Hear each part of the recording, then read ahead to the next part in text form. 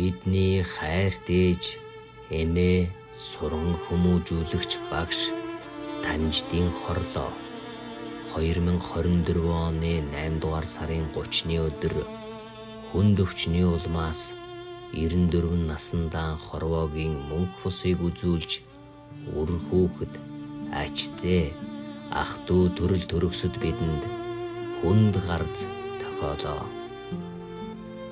Тамжидын хорлоо нь 1931 оны 7 дугаар сарын 15-нд Увс аймгийн Зүүн говь сумын Харбураа хэмээх газарт Малчин ард Тамжидын 6 дахь хүүхэд болон мэндэлсэн.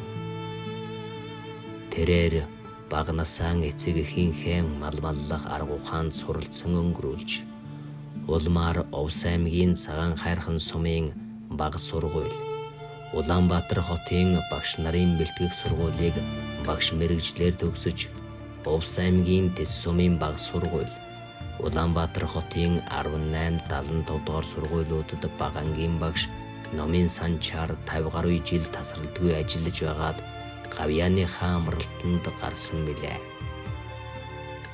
Монголын боловсролын салбарт 50 гаруй жил ажилласан түүний хөдөлмөрийн амжилтыг төр засгаас үнэлж, бүгд найрамдах Монгол ард улсын ардын боловсролын тэргүүний ажилтан, засгийн газрын хүндэт жуух бичиг, ардын хувьсгалын 50, 60, 70, 80, 90, 100 жилийн ойн хүндэт медалаар шагнаж байв.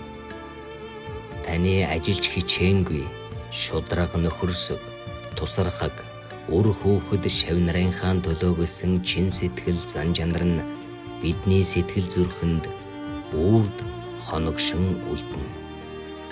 Таныгаа хүнддэгсэн үр хүүхэд ачзээ төрөл төрөсөд шавнарна. Уммааны бадмэхум.